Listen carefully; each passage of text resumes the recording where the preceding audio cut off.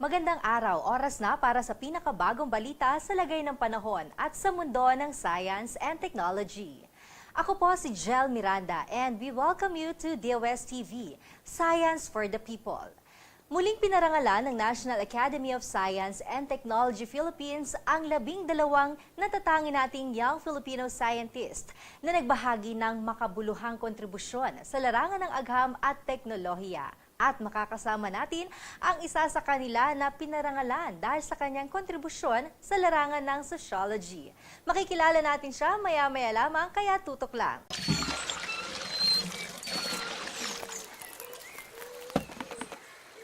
Nung ano ba tong sabong binili mo? Di ba mabula masyado? Wala yun sa sabon ate, kasi tubig po, so hard water may calcium at magnesium ions nagre-react sa fatty acids ng sabon, kaya hindi siya masyado bumubula. Pangpisa ito!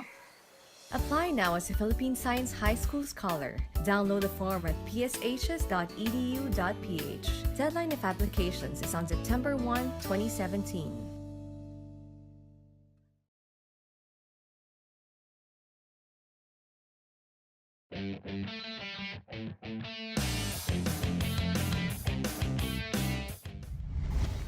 The Outstanding Young Scientist or OYS Awards are given by the National Academy of Science and Technology or NAST Philippines to young Filipino scientists who have made significant contributions to science and technology.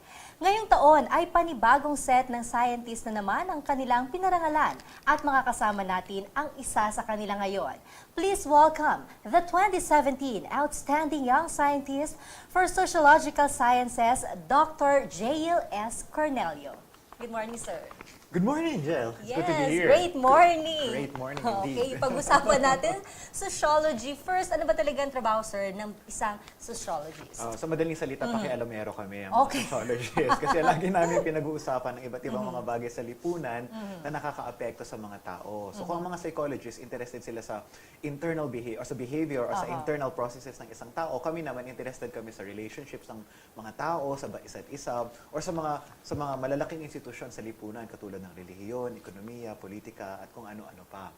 So kapag gusto mong makita ng sociologist, paano nagbabago ang lipunan sa iba't ibang area o iba't ibang institusyon ng lipunan? So bakit ito yung ginusto mo talaga na field? Bukod Ever sa since bata ka pa talaga? Bukod sa pagiging pakialamero. Siguro kasi, dati, actually to be honest, gusto ko talagang maging chemist nung high school Okay. ako. Kasi nag-top ako sa chemistry sa high school ko noon. Na-balance ko yung mga equations na hindi Wow. nagbabalance ng iba. So, nagustuhan ko talaga yon. Pero siguro, nagtagumpay din sa dulo yung pagiging interested ko sa mga kwento, sa pag-unawa sa mga nangyayari sa iba't ibang tao. So siguro parang if I were not a sociologist, maybe I could have been a psychologist. So later on, nung nag-undergraduate ako sa Ateneo de Manila, ang kinuha kong kurso ay Development Studies. Pero eventually, mas naging malinaw sa akin na ang kaunlaran ay hindi lamang usaping pang-ekonomiya, kundi usaping panlipunan. So ibig sabihin, dapat natin makita ano ba yung mga obstacles or mga obstructions para umunlad yung bawat isa sa atin, lalo na yung mga pinakamahirap. So it's just an economic issue. It's also about access to education, healthcare, welfare, and so on and so forth. Those are sociological questions. So parang ang dami mong dapat intindihin sa paligid mo. Kaya pakialamero. Oo, di ba? Oo. Maraming dapat intindihan. Hindi ka ba na-stress nun, sir, na ang dami mong isipin, iintindi mo kung ano ibig sabihin ng mga nangyayari sa paligid mo? Stressful siya sa umpisa Oo. kasi una, habang iniintindi ko yung lipunan, hindi ko maiwasan na maunawaan din o maguluhan tungkol sa sarili ko. Halimbawa, yung nagmamasters pa ako at nagpi-PhD, I did it sa sa National University of Singapore, nung andun ako, so nagbabasa ako tungkol sa religion. So, pero habang binabasa ko yung mga pagbabago nangyayari sa area ng religion all over the world, na-realize ko, teka, yung mga classmates ko nung high school, ganito rin pala sila. Yung tipong hindi na sila nagdadasal, hindi na sila nagro-rosaryo, hindi na nila alam yung pinaniniwalaan nila, and so on and so forth. So, ang sasabihin ng sociologist yan, baka example yan ng tinatawag na secularization. So, habang nauunawaan ko pa, habang mas lalo ako maraming naiintindihan, mas lalo kong nauunawaan siguro yung sarili ko. Pero at the same time, naguguluhan din. Kasi, okay, kung pinaniniwalaan ko ito, iba ba ako sa iba kong mga classmates? So, kung iba ako, paano ko ma-explain sila at paano ko ma-explain yung sarili ko? Make sense? Yes. Okay, siya complicated. Oo. So, kaya, exciting yung sociology. Correct, oo. At sa pakikipag-usap ko lang sa inyo, sir, talagang nakaka-excite. Oo, dala yan ng kape. Pero mainly, ano naging focus ng study nyo bilang isang sociologist? No, yung nagsulat ako ng dissertation ko at lumabas na ito bilang isang libro, tungkol ito sa pagbabago sa mga paniniwala ng kabataang Pilipino tungkol sa kanilang pagiging Katoliko. So I had a very basic question for my PhD. It was about, what does it mean to be Catholic to Filipino youth today? Paliwanag ko. Okay. Kasi karaniwan, pag tingnan natin yung mga kabataan, sinasabi natin yung mga bata, hindi niya nagdadasal, hindi na nila alam kung ano pinaniniwalaan nila. Magsisimba sila, pero doon na sila sa likod. Sisimbang gabi, pero magka-holding hands lang, di ba? So, tapos kakain ng puto bumbong. Kasi pagkatapos nun. So, nangyayari, parang hinuhusgahan sila ng mga matatanda na hindi na sila relihiyoso. So, gusto ko malaman, hindi na nga ba relihiyoso ang mga Pilipino ngayon o mga kabataan ngayon. So, ang ginawa ko, nag-conduct ako ng interviews with different kinds of young people. At ang nakita ko, hindi naman sa nawawala ang paniniwala ng mga Pilipino, kabataang Pilipino sa Diyos o sa pagiging Katoliko nila, kundi what they're doing is they're reinterpreting the faith. So they may not necessarily go to church. At alam natin, bumababa na ang proportion ng mga kabataan at mga Pilipinong Katoliko nagsisimba ngayon. 41% na lang according to recent surveys, as opposed to 61% in 1991, by the way.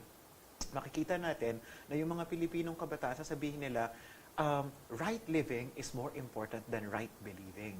Okay. Right living is more important than right believing. So, sasabihin nila, anhin ko nga kung kabisado ko yung Ten Commandments, kung kabisado ko lahat ng mga tinuturo sa Biblia, pero kung hindi ko naman ito naisa sa buhay, hindi ba baliwala din? Yes. So, kinukumpara nila yung sarili nila una sa nakikita nilang mga pagkakamali ng mga religious leaders. Bakit yung mga religious leaders tuwing magsasalita sila magsasermon sila, tapos gagamitin nila yung pulpito para pag-usapan ng politika? Ang hinahanap nila yung spiritual nourishment. Yes. So, they're actually criticizing the religious leaders, many of them. And this is not an attack on the Catholic Church, of Okay, course, but yes, this is yes. just the sentiment of the people.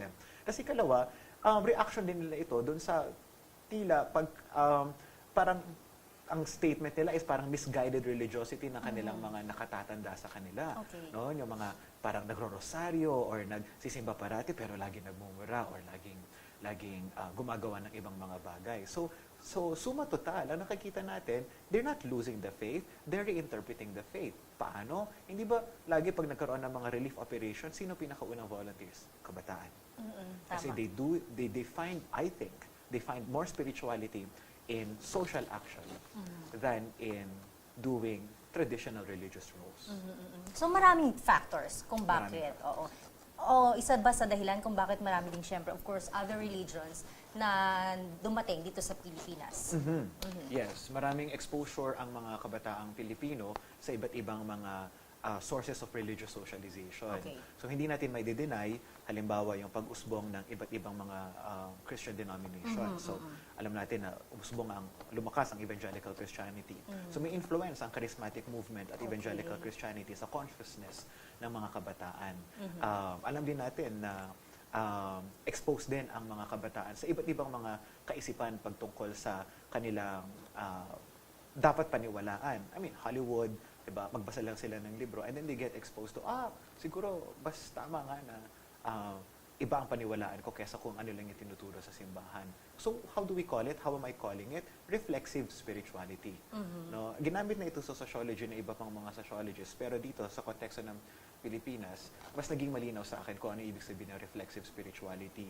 Yung mga kabataang Pilipino, hindi nila tinatanggap lang kung ano yung tinuro sa kanila. Kanila itong kine-question at willing silang i-reinterpret ang paniniwala sa isang paraan na mas magiging makabuluhan ito para sa kanila. Oh, very interesting talaga, sir. Pero what's next? After this, ano pa ba yung mga gusto mong pag-aralan or field, focus mo pa na Yes. susunod mong pag-aaralan, sir? Susunod ko mga papakialaman, ano? Good question. Kagagaling ko lang bilang isang visiting professor sa MSU Iligan Institute of Technology. So kababalik ko lang ng isang araw. I was there for the entire summer term. Naging malinaw sa akin na ang gusto kong tingnan ngayon ay ang relationship between religion and violence. Alam natin na sumakto no, yung Baute, ISIS, and all that sa Marawi, just a few kilometers away from Iligan. At apektado mismo mga kaibigan ko, mga professor sa MSU Marawi. At marami sa kanila, mga nakausap ko na, nakadaupang palad ko na rin tungkol sa kung paano nagkakaroon na tinatawag na radicalization. So naging malinaw sa akin na, okay, ito na ang gusto kong tingnan. Ano ang pagtingin ng iba't ibang mga kabataan pagdating sa religious violence? Bakit para sa kanila, merong mga nahihikayat na sumali sa radikalisasyon? Karaniwan pag tinignan kasi natin, Islam, lalo na tayo mga hindi lumaki sa Muslim communities, ang tingin natin sa mga Muslim, violente, ang tapang magsalita, nakakatakot, tama. No? Pag pumunta sila sa Maynila, nagbebenta ng DVD, naka-hijab, yung iba naka-burka pa siguro, yung mata na lang ang nakikita natin. Without understanding them, we create a lot of stereotypes about them. And without realizing it, we reinforce the violence that they themselves are trying to avoid. Okay. Sa ganong kaisipan? Sa ganung kaisipan, oo. Pero gayon pa man, alam natin na marami din sa kanila ang naapektuhan na-impluwensyahan na ng radikalisasyon. Okay. Child soldiers, for example, become part of it, become radicalized over the years as they become trained. But at the same time, alam natin na may mga Muslim din na hindi naman talaga sa kanila, hindi yun ang kanilang paniniwala eh. So mahalaga na maunawa natin saan nanggagaling yung religious violence sa bansa natin, bakit may mga taong naniniwala na dapat maging radikal, in the sense na maging violente sila. At ikatlo, ano yung pwede nating magawa para matugunan ito at matulungan at lalo nating maunawaan yung mga ating mga kapatid na Muslim. Ayun, mas papalawakin pa natin, sir, ang ating kwentuhan, ng ating talakayan. Kaya naman, mga kaibigan, tuloy-tuloy lang ang ating pakikipagkwentuhan kay Dr. Jayeel Cornelio. Manatiling nakatutok, magbabalik pa rin ang DOSTv Science for the People.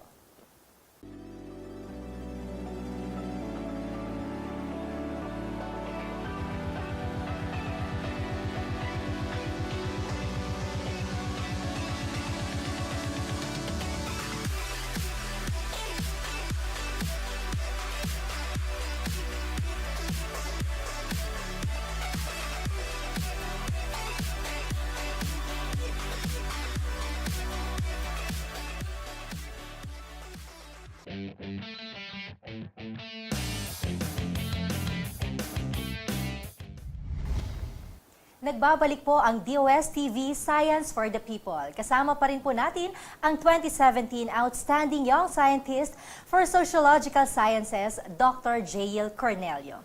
Alright, sir, pagpatuloy natin, di ba syempre alam natin recently, ang SONA ginanap na ang pangalawang SONA ni Pangulong Duterte. At syempre, isa sa tinututukan pa rin ng administrasyon, extension ng martial law. Yes. Although yung mga Muslim community may pabor, may hindi pabor, di ba, sir? Ano yung mga possible factors kung bakit may mga ganito? Okay, good question. Una sa lahat, i-backtrack natin, kailangan maunawaan natin na 97% ng mga taga Mindanao ay nagtitiwala kay President Duterte. Okay. So bagaman merong mga hindi pabor sa martial law, ang mas mahalagang tingnan ay yung pagtitiwala nila sa presidente mismo.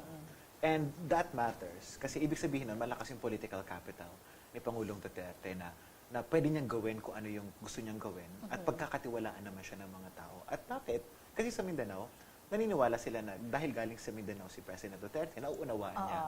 At hindi na ako nagugulat dito kasi during the campaign pa lang sinabi niya na I want to correct the historical injustices against Mindanao and against the Muslims. So the Muslims are very supportive of the man. Kaya lang, kailangan siguro natin bantayan, hindi dahil mali ang martial law, ang pag-extend ng martial law per se, nasa batas naman natin yan, nasa constitution naman yan. So kumbaga may provision kung kinakailangan ipatupad ang martial law. Siguro may mga 2 o 3 bagay na dapat nating nabantayan lang. Una, kinakailangan pa ba talaga ito? So merong sinasabi na may threats, Yes. no? At alam natin na may threats nga at may mga kaibigan ako na nagsasabing, oo, totoo ang threat at kung kinakailangan i-expand pa or extend pa ang martial law, well and good, no? Para talagang ma-eradicate na. Pero this brings us to my second point, na may unintended consequence kasi ang martial law or any violence pagdating sa, lalo na sa mga kabataan. Isang pathway, Jel, kung bakit nagkakaroon ng radicalization ang mga tao ay kapag sila mismo ay una, marginalized na nga sila, ikalawa, naging biktima pa ng violence. Violence begets violence. Violence begets violence. So, the paradox of it all is that the martial law and the airstrikes are supposed to bring peace to the land, pero kapag hindi maganda ang interventions at maraming communities, maraming Muslims ang naapektuhan, ang unintended consequence ito ay marirealize nila, mukhang tama nga ang tinuturo ng ISIS, nakaaway natin ang pamahalaan ito. Mukhang totoo nga na talagang ang gobyerno, Kristiyano kasi sila, kaya dapat nating ipagtanggol ang sarili nila. Keyword, jihad. Ito ang nangyayari sa radicalization process in many parts of the world. Makikita mo yung pattern sa mga mahihirap na lugar, sa mga conflict areas. Doon mas malaki ang radicalization. So ito yung dapat nating antabayanan at bantayan bilang publiko. So hindi lang dapat sinasabi natin, bombahin na yan, patayin natin sila lahat. Kasi may unintended consequence yan eh. The battle is not just for the territory, but for hearts and minds of people. How do we do that? We need to bring education in, we need to bring healthcare in, welfare, and everything that matters to make sure that people feel that they are so much safer and better this time around. At yun naman talaga ang dapat at tama. And hopefully martial law will usher those in. Tama, di ba? Until December pa yan. Pero hintayin natin, nga sanang after that, Oo. maging okay na lahat at makabumalik sila sa dati nilang buhay. Totoo. Anyway, kayo sir, bilang isang sociologist, di ba sabi natin, outstanding young scientist, ginawaran kayo, at ito talaga, trivia. Next, Trivia, trivia. 2006 pa, kung tama kami, yung last na ginawaran bilang OYS, na right. sociologist Sociology. din. Oo, na-professor ko pa sa Wow, atin ngayon. oh, Ako diba? yung undergrad doon, si Oo. Professor Saloma. Yeah. Correct. At ang study niya talaga, ito pa rin, religion pa rin. About, Si Professor Saloma? hindi, kayo Ako? sir. Ako? Yung kaya kayo ginawaran bilang Yes, OYS. oo. Kasi naging malawak na yung aking pananaliksik tungkol sa religion. So kanina binanggit ko yung tungkol sa Islam and violence, Yes, oo. binanggit ko yung tungkol sa kabataang Pilipinong Katoliko. Marami na rin akong nabigyan ng pansin. So evangelical Christianity, Iglesia ni Cristo, nakapagsulat na rin ako ng ibang mga akda dyan. Nakapagsulat din ako ng textbook for grade 11. Wow. Yung the first textbook, I wrote it with another sociologist of religion and another philosopher of religion. So ginagamit na siya ngayon bilang textbook sa Introduction to World Religions. Pero if don't mind, ano pong religion nyo? I'm a born-again Christian. Yeah. Ayun, meron talaga kayong sariling religion. Pero, syempre, di ba, para ang dami yung pinag-aaralang iba't ibang religion, iba't ibang pangyayari or events sa society natin. Minsan ba, hindi ba mahirap yun? Kasi kailangan iunawain mo yung bawat paniniwala ng bawat relihiyon. Totoo. Nakakawindang siya, lalo na nagsimula akong... Wala naman talaga akong balak pag-aralan ng sociology of religion. Ang gusto ko talaga ay iba, sociology of development, ang gusto ko noon. Pero nahumaling ako sa religion kasi parang ito yung... This is what people breathe, on a daily basis, yung kanilang religious beliefs and practices. So, nung nagbabasa na ako, parang mas na-realize ko na parang ang hirap nito. Kasi habang inawaan ko relihiyon, mas naunawaan ko rin yung sarili ko. Tapos ang problema pa ng sociology, may tinatawag kami na methodological atheism. Ibig sabihin, isuspend mo lahat ng beliefs mo patungkol sa Diyos at sa tama at mali. When you analyze something, analyze it as objectively as possible. So walang emotional attachments, walang moral judgments. So kahit new religious movements pa yan, kahit religious violence pa yan, kahit disagree ako or agree, the first objective of the sociologist is to ask what is going on, and then number two, why that is going on, why that is taking place. So what and why. So nung naging bihasa na ako sa pagtatanong ng what and why, unti-unti, okay, hindi na ako masyadong confused. Tapos dagdag pa doon, siguro, encouragement din na to sa mga tagapanood natin, taga-subaybay natin na gustong pumasok sa sociology of religion, maganda rin na ma-question din natin yung sarili nating paniniwala. Kasi you'll never know what you really believe in unless it gets questioned. I think true love or true faith or true conviction should be tested. If it doesn't get tested through intellectual questions, I think it's just fantasy. So, ibig sabihin ba nun, bawat tanong ko, ako din mismo makakasagot? In a very deep sense, yes. In a very deep sense, yes. Okay. Di ba parang ba tayo makaisip? Grabe, no? Ang galing.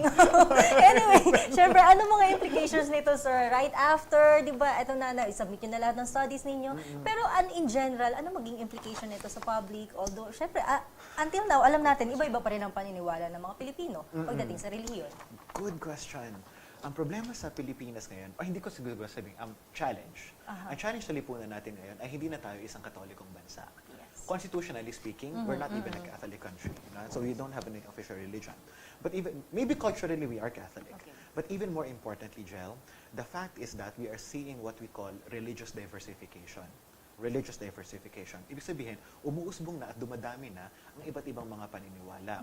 And many of these religious beliefs are in fact very successful. Evangelical churches, Yes. Protestant churches, Iglesia ni Cristo, yung simbahan ni Apollo Kibuloy sa Yes. Davao. At marami pa, Jesus is Lord, at pumasok sa politika si Brother Eddie, and so on and so forth. So lahat ng ito, at syempre Islam, hindi natin madideny. Lumad. Oo, andyan pa rin, ang Andyan mga pa rin. lumad, At mga hindi- kapatid nating katutubo. Oo, at lagi natin sinasabi, sila yung pinakamahirap and so on and so forth. But we don't really understand who they are. The job of the sociologist is to, number one, inform the public, and number two, to challenge the public to question your own biases. No, bakit tayo galit sa mga Muslim? And ang hypothesis ng Muslim dyan, ang hypothesis ng sociologist dyan, ay marahil wala kang kilalang Muslim. Oo nga. Sabi ng isang Hindu monk, it's very difficult to hate a religion if you know someone from that religion who is warm, intelligent, and considerate. It is difficult to hate a religion if you know somebody from that religion who is warm, intelligent, considerate. The job of the sociologist is to question the public about its own prejudices and biases against other religions. At ito ang mahalagang tanong natin sa 21st century Philippines.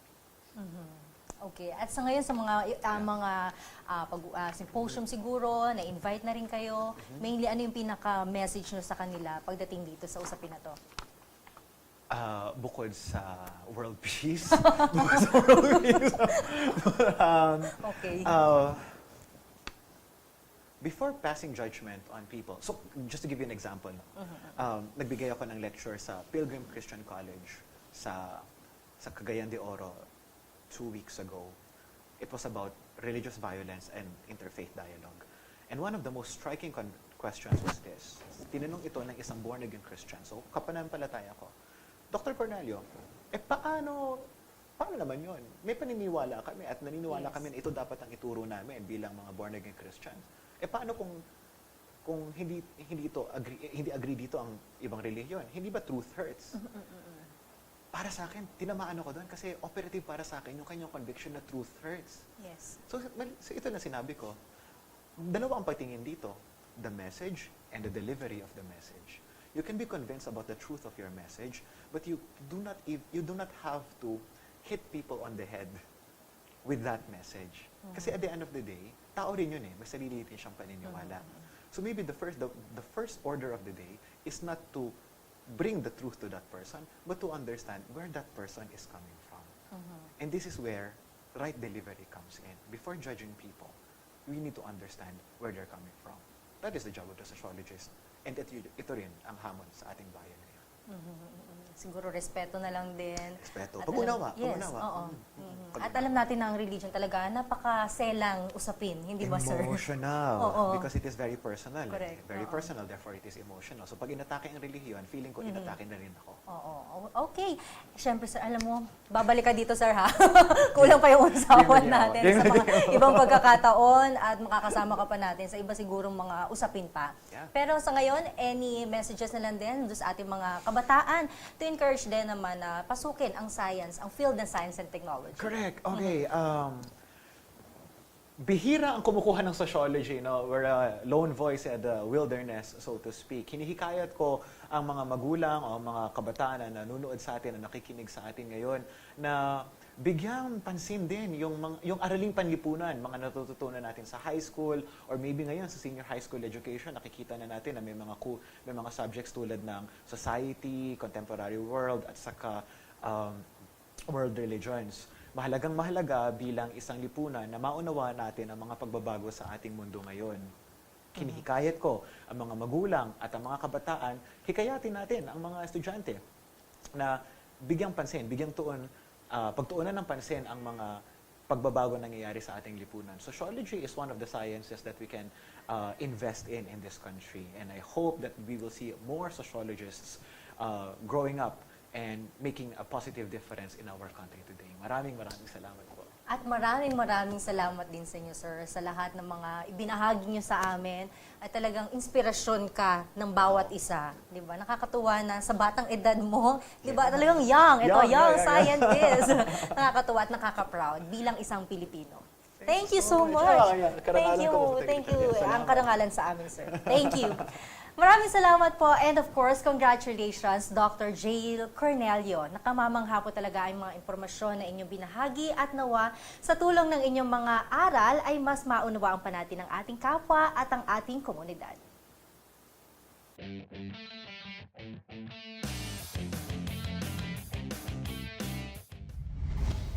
Nagbabalik po ang DOSTv Science for the People.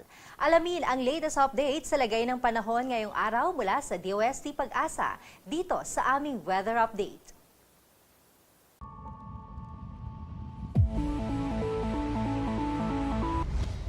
Thank you, Ms. Jayeel. Good morning sa iyo at good morning din sa mga viewers natin ng DOSTv. Nakalabas na nga po ng Philippine Area of Responsibility ang binabantayan natin na si Tropical Storm Moning with international name na Haitang. Nasa 750 kilometers ito north-northwest of Basco, Batanes, kaninang alas 5 po ng umaga. At patungo na nga sa may southeastern portion of China. Samantala, mayroon din tayo binabantayan na si Typhoon Noru. Ito po yung bagyo nitong mga nakaraang araw pa at unti-unting lumalapit nga sa ating area of responsibility. Subalit mababa po ang tsansa na ito'y papasok. Ito po ay mataas din ang tsansa na mag-enhance or magpalakas po ng hanging habagat or southwest monsoon. Kaya patuloy po natin ito na babantayan. Samantala po, base sa pinakahuling track nitong si Tropical Storm Haitang, ay naasahan nga po na pupunta ito sa may gitnang portion ng China. Nakalampas na po ito sa may southern portion of Taiwan. At ngayon po ay wala na tayong tropical cyclone warning signal. Pero asahan po natin na mag-enhance pa rin ito ng southwest monsoon or habagat sa western section of northern and central Luzon. Silipin muna natin ang magiging taya ng panahon for the next 24 hours. Dito po sa Luzon, mataas pa rin ang tsansa ng ulan dito sa may northern Luzon, kabilang ng Ilocos Region, Cordillera, dito rin po sa Cagayan Valley, Zambales, and Bataan. Cloudy skies with light to moderate rains and thunderstorms po ang kanilang mararanasan. Habang sa natitirang bahagi po ng bansa, kabilang na dyan ang Metro Manila, bahagyang maulap hanggang sa maulap na kalangitan ang mararanasan at may tsansa pa rin po ng mga pulupulong pag-ulan or pagkidlat pag-ulog sa hapon hanggang gabi. Sa mga kababayan po natin sa Visayas, asahan din ang bahagyang maulap hanggang sa maulap na kalangitan po sa halos buong araw. Generally, maganda po yung panahon natin doon at meron lamang mga pulupulong pag-ulan or pagkidlat pagkulog. Habang sa mga kababayan po natin sa Mindanao, gayon din po, generally magandang panahon po ang mararanasan. Medyo maulap lamang sa may eastern portion of Mindanao at meron lamang mga pulupulong pag-ulan or pagkidlat pagkulog. Silipin naman natin ang magiging taya ng panahon for the next 3 more days, ilang key metros ng ating bansa. Dito po sa Metro Manila, bukas at sa Wednesday, asahan po ang bahagyang maulap hanggang sa maulap pa rin ang kalangitan at meron lamang mga pulupulong pag-ulan or pagkidlat pagkulog. Temperature natin 25 hanggang 33 degrees Celsius. Then pagsapit po ng Thursday, August 3, posible na maging maulap muli dahil po sa habagat at meron din mga light to moderate rains and thunderstorms. Range of temperature natin ay 25 hanggang 32 degrees Celsius. Sa mga nagbabakasyon po sa Baguio City, asahan po hanggang sa Wednesday naman ang maulap na kalangitan dahil po sa habagat. Meron din mga light to moderate rains and thunderstorms. Range of temperature natin ay 16 hanggang 21 degrees Celsius. Then pagsapit po ng Thursday, posible na gumanda ulit ang panahon at meron din mga pulupulong pag-ulan or pagkidlat pagkulog. Range of temperature naman ay 16 hanggang 22 degrees Celsius. Sa atong mga kaisonan din na dito sa Metro Cebu, asahan naman ang bahagyang maulap hanggang sa maulap na kalangitan hanggang sa araw po ng Huwebes. At meron lamang mga panandali ang buhos ng ulan.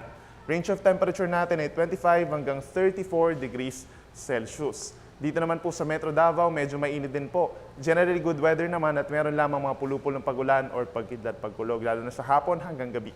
Range of temperature natin ay 26 hanggang 33 degrees Celsius. Sa lagay naman po ng ating karagatan, meron po tayong gale warning dito sa may northern portion of Luzon, kabilang na dyan ang baybayin ng Batanes.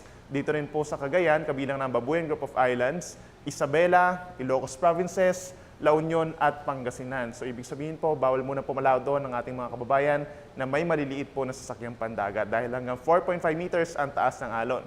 Habang sa natitirang baybayin po ng Luzon, moderate to strong. Dito naman po sa may Western Visayas, moderate, occasionally strong, at slight na moderate or banayad ang katamtaman naman dito sa may parteng Mindanao. Sa aring araw po ay lulubog, 6:26 ng gabi at muli itong sisikat bukas, 5:39 naman ng umaga. At yan muna ang latest mula dito sa Weather Forecasting Center na DOST Pag-asa. Ako po si Benison Estrella na nagsasabing sa anumang panahon, Pag-asa ang magandang solusyon. Happy Monday po!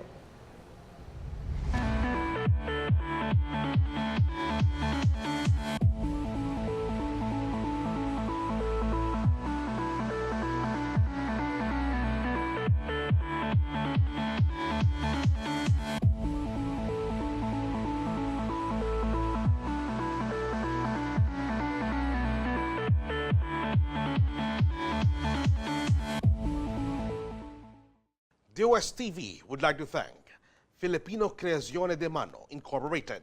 Visit their showroom at ground floor lobby, PSMBFI Building, 318 Santolan Road, West Crames, San Juan City. SciTev, the world's leading source of reliable and authoritative news, views, and analysis on information about science and technology for global development. Visit their website at www.scitev.net. And that's it for today. For more information, just log on to www.dostv.ph and visit our social media accounts. Abangan din ang update sa lagay ng panahon mula sa DOST Pag-asa tuwing alas 5 ng umaga at alas 5 ng hapon. Always remember, in progress, science is the key, kaya sabay-sabay tayong makiisa at gamitin ang siyensya. Kami ang DOSTv, the program that delivers science for the people.